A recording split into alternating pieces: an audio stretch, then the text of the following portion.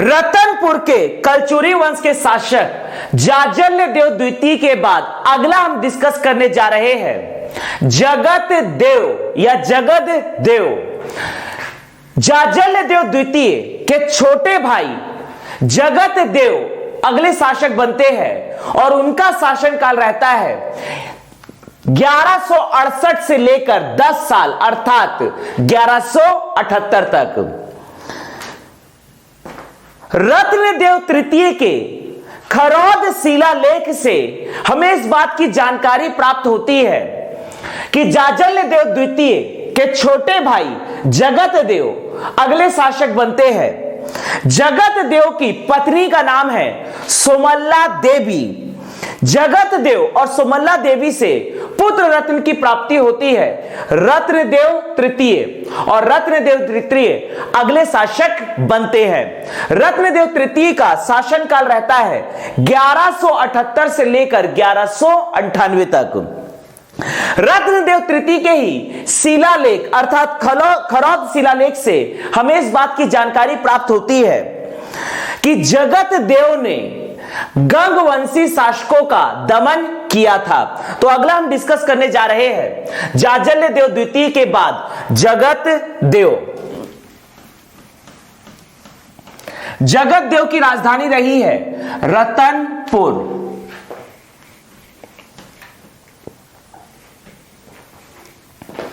जगत देव की राजधानी रही है रतनपुर। ध्यान दीजिएगा।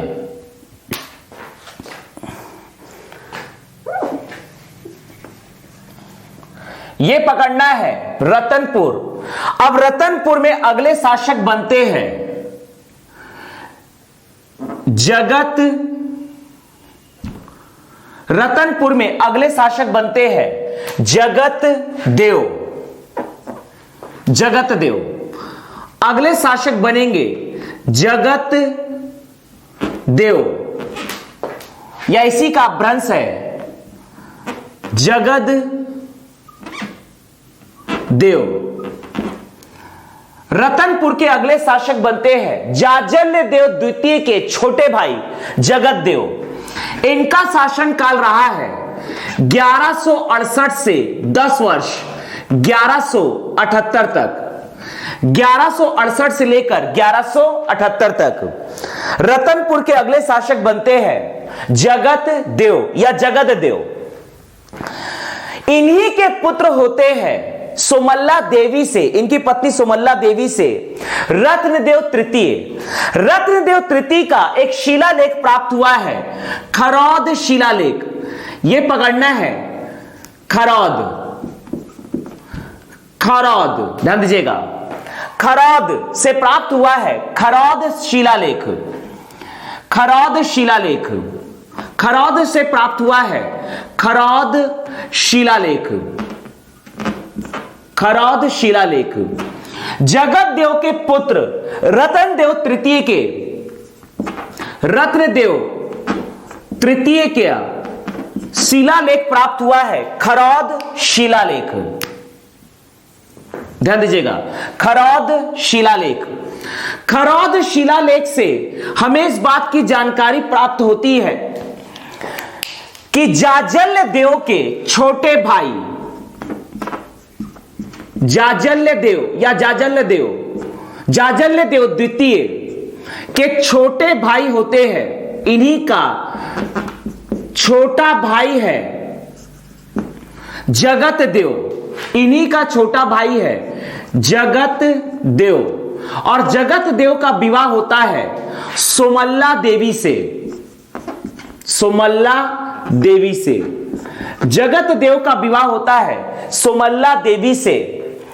जगत देव और सोमल्ला देवी से पुत्र रत्न की प्राप्ति होती है रत्नदेव तृतीय। रत्नदेव तृतीय। रत्नदेव तृतीय के सेनापति का नाम है गंगाधर राव। रत्नदेव तृतीय के सामंत या सेनापति का नाम है गंगाधर राव।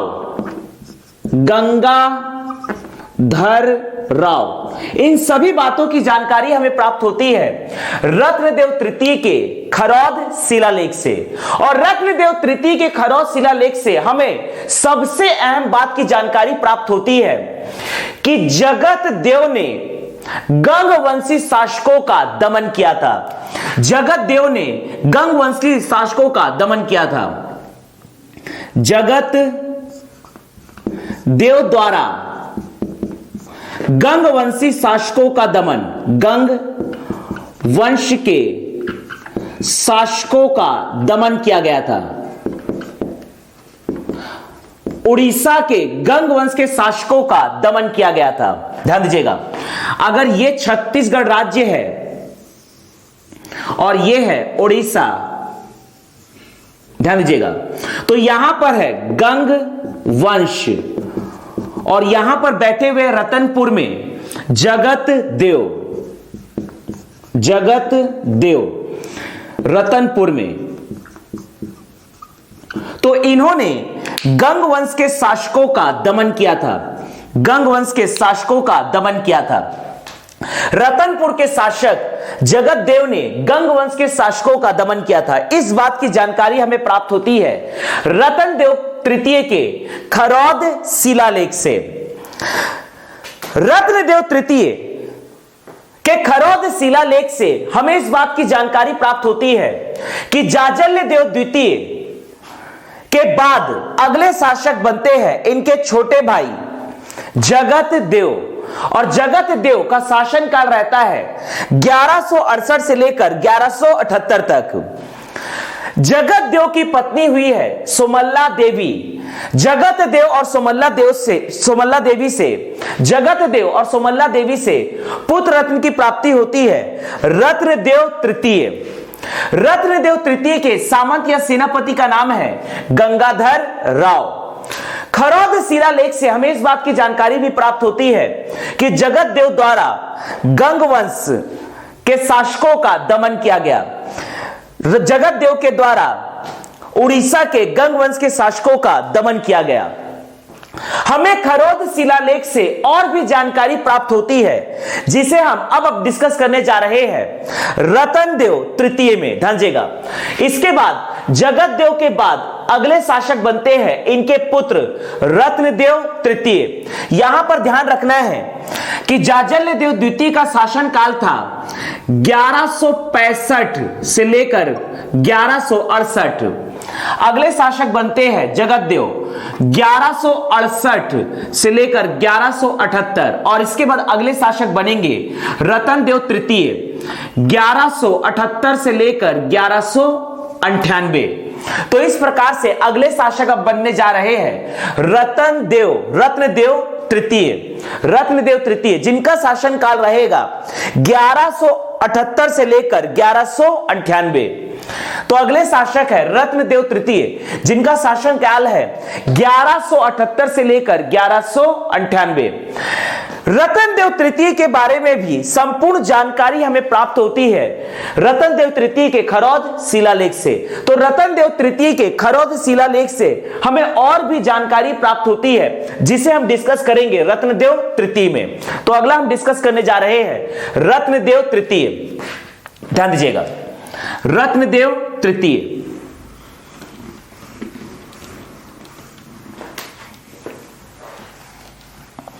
अगले शासक रतनपुर के अगले शासक अब बनते हैं रत्नदेव तृतीय। रत्नदेव तृतीय इनका शासन काल रहा है 1178 से लेकर 1198 तक। रत्नदेव तृतीय का शासन काल रहा है 1178 से लेकर 1198। जैसा कि हमने डिस्कस किया है रत्नदेव तृतीय के खरौद शिलालेख से हमें इस बात की जानकारी प्राप्त होती है कि जाजल्य देव द्वितीय के छोटे भाई जगत देव अगले शासक बनते हैं।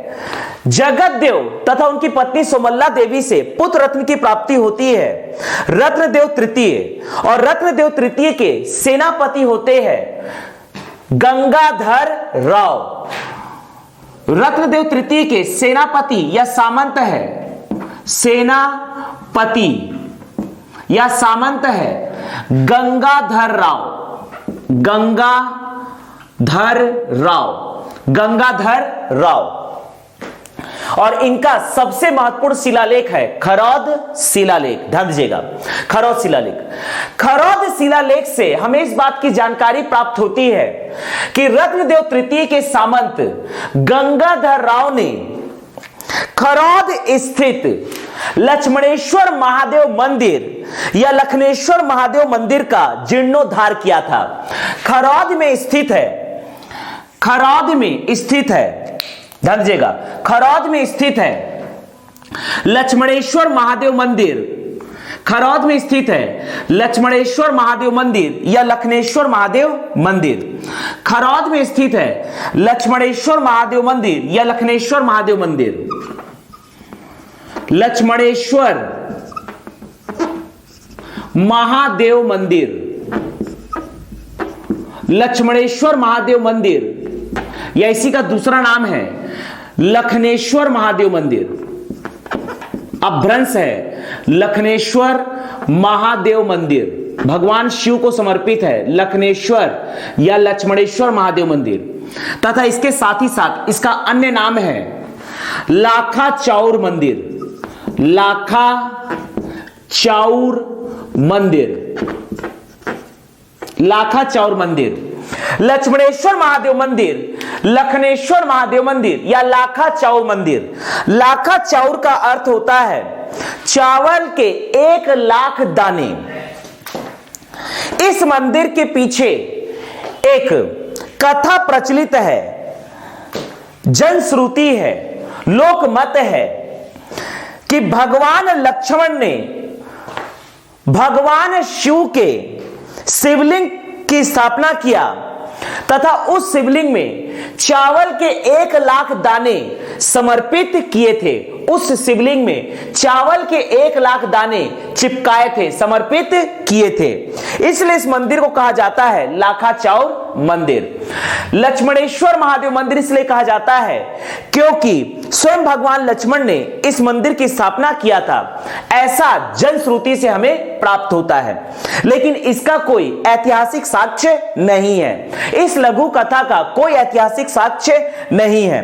जनश्रुति से हमें इस बात का ज्ञान होता है कि स्वयं भगवान लक्ष्मण ने भगवान शंकर के शिवलिंग पर 1,00,000 चावल के दाने समर्पित किए थे, इसीलिए इसका नाम पड़ा है लाखा चाउर मंदिर। लक्ष्मणेश्वर महादेव मंदिर इसी का भ्रंश है लखनेश्वर महादेव मंदिर या लाखा चाउर मंदिर। अगर हम ऐतिहासिक स्रोत की बात करते हैं तो इस मंदिर के संस्थापक है पांडु वंश के शासक ईशान देव। लक्ष्मणेश्वर महादेव मंदिर या लखनेश्वर महादेव मंदिर या लाखा चाउर मंदिर इस मंदिर के निर्माता है, इस मंदिर के निर्माता है पांडु वंश के शासक ईशान देव। पांडु वंश के शासक ईशान देव इस मंदिर के निर्माता है पांडु वंश के शासक ईशान देव। और इस मंदिर का जीर्णोद्धार किया है, इस मंदिर का जीर्णोद्धार किया है रत्नदेव तृतीय के सामंत गंगाधर राव ने। रत्नदेव तृतीय के सामंत गंगाधर राव ने, रत्नदेव तृतीय के सामंत गंगाधर राव ने इस मंदिर का जीर्णोद्धार किया है। रत्नदेव तृतीय के सामंत गंगाधर राव ने खरौद स्थित लक्ष्मणेश्वर महादेव मंदिर या लखनेश्वर महादेव मंदिर या लाखा चाउर मंदिर का जीर्णोद्धार किया है। इस बात की जानकारी हमें प्राप्त होती है रत्नदेव तृतीय के खरौद शिलालेख से। रत्नदेव तृतीय के खरौद शिलालेख से हमें इस बात की जानकारी भी प्राप्त होती है कि रत्नदेव तृतीय के शासन काल में अराजकता का माहौल विकसित हो गया था, लेकिन गंगाधर राव के आगमन पर अराजकता का माहौल नियंत्रित हो गया और एक सौहार्द की भावना जनता के बीच विकसित हो गई। ध्यान दीजिएगा, खरौद शिलालेख से हमें इस बात की जानकारी भी प्राप्त होती है कि रत्नदेव तृतीय के जो सामंत या सेनापति थे गंगाधर राव, ये उड़ीसा के ब्राह्मण थे। ये उड़ीसा के ब्राह्मण थे। और खरौद शिलालेख से हमें इस बात की जानकारी प्राप्त होती है कि रत्नदेव तृतीय के शासन काल में अराजकता विकसित हो गई थी। अराजकता का माहौल विकसित हो गया था, लेकिन गंगाधर राव के द्वारा इसे नियंत्रित कर लिया गया। लेकिन गंगाधर राव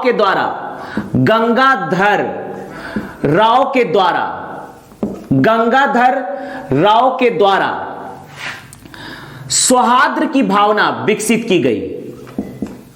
सौहार्द की भावना विकसित की, जनता के बीच सौहार्द की भावना विकसित की गई। खरौद शिलालेख से ही हमें इस बात की जानकारी प्राप्त होती है कि रतनपुर में रत्नदेव तृतीय के द्वारा मंदिरों का निर्माण करवाया गया। ध्यान दीजिएगा।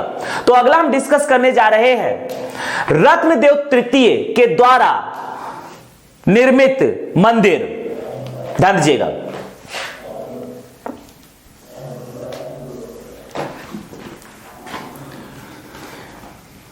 रतनपुर में रत्नदेव तृतीय के द्वारा निर्मित मंदिरें को हम डिस्कस करने जा रहे हैं। ध्यान दीजिएगा। यह है रतनपुर। खरौद शिलालेख से हमें इस बात की जानकारी प्राप्त होती है कि रत्नदेव तृतीय ने रतनपुर में मंदिरों का निर्माण करवाया, जिसमें से मंदिर है लखनी देवी माता का मंदिर। लखनी देवी माता का मंदिर। लखनी देवी माता का मंदिर। लखनी देवी माता का मंदिर। दूसरा एक वीरा माता का मंदिर। एक वीरा माता का मंदिर। एक वीरा माता का मंदिर।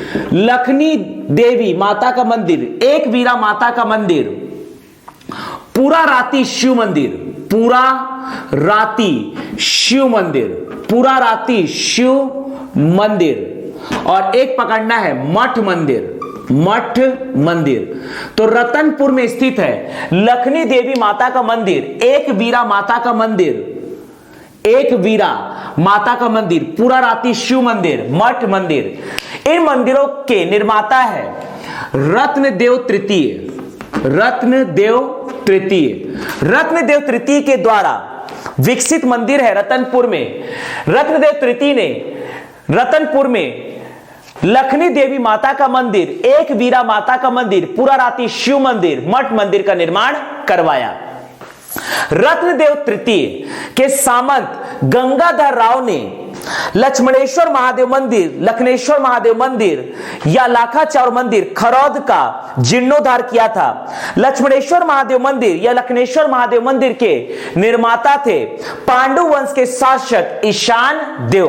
पांडु वंश के शासक ईशान देव के द्वारा खरौद में लखनेश्वर महादेव मंदिर या लक्ष्मणेश्वर महादेव मंदिर या लाखाचार मंदिर का निर्माण करवाया गया था, जिसका जीर्णोद्धार रत्नदेव तृतीय के सामंत गंगाधर राव ने किया।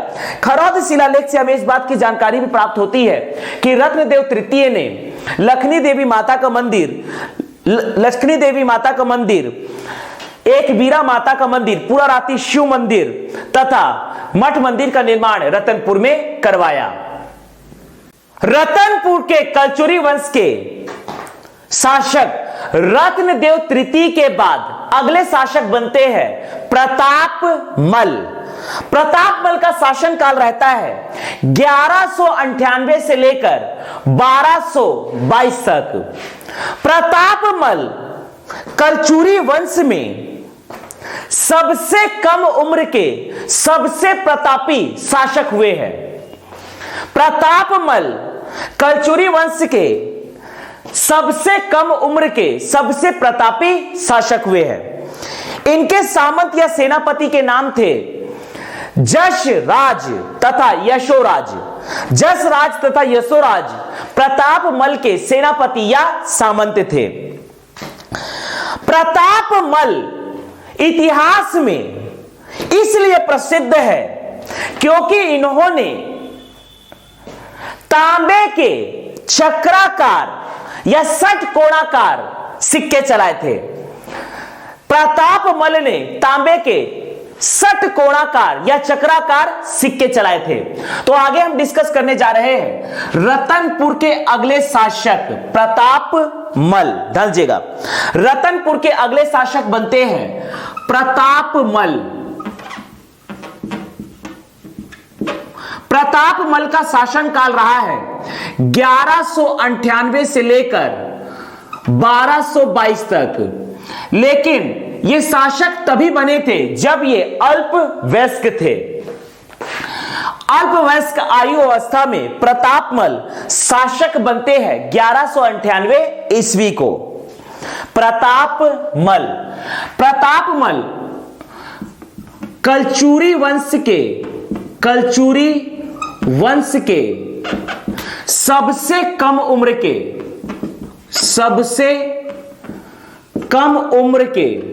सबसे कम आयु के सबसे प्रतापी शासक थे।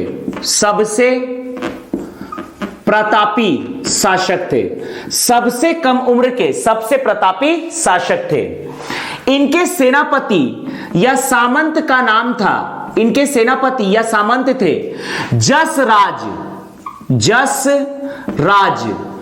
तथा दूसरे सामंत या सेनापति थे यशोराज, जसराज तथा यशोराज। प्रतापमल के सेनापति थे जसराज तथा यशोराज। प्रतापमल कलचुरी वंश के सबसे कम उम्र के सबसे प्रतापी शासक थे। सबसे इंपॉर्टेंट बात है प्रतापमल के बारे में कि इन्होंने तांबे के चक्राकार व षटकोणाकार सिक्के चलाए थे। इन्होंने तांबे के चक्राकार सिक्के चलाए थे या षटकोणाकार सिक्के चलाए थे। तांबे के चक्राकार व षटकोणाकार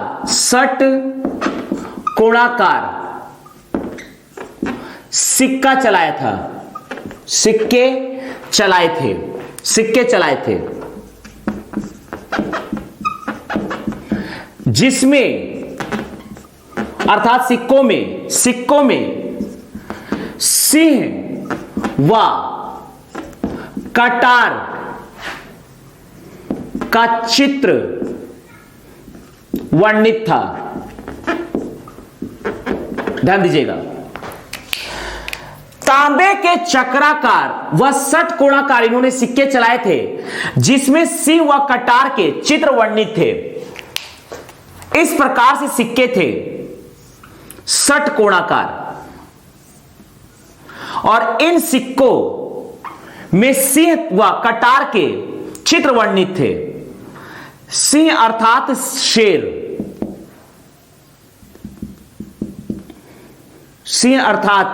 शेर, ध्यान दीजिएगा।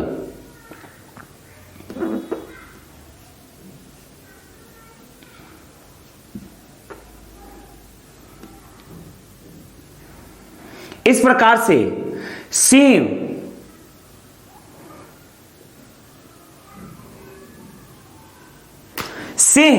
व कटार के चित्र वर्णित थे।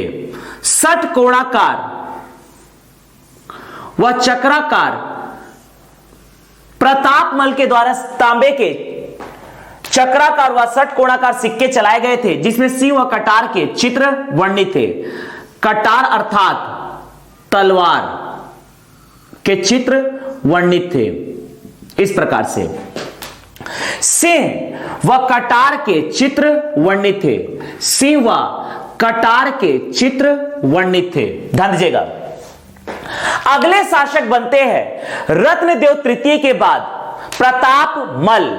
इनका शासनकाल रहा है 1198 ईस्वी से लेकर 1222 ईस्वी तक। ये हुए हैं कलचुरी वंश के अल्पवयस्क प्रतापी शासक, कलचुरी वंश के सबसे कम उम्र के सबसे प्रतापी शासक। इनके सामंत का नाम है जसराज, यशोराज प्रतापमल के बारे में सबसे इंपॉर्टेंट बात है कि प्रतापमल के द्वारा तांबे के चक्राकार व षटकोणाकार सिक्के चलाए गए थे, जिसमें सिंह व कटार के चित्र वर्णित थे।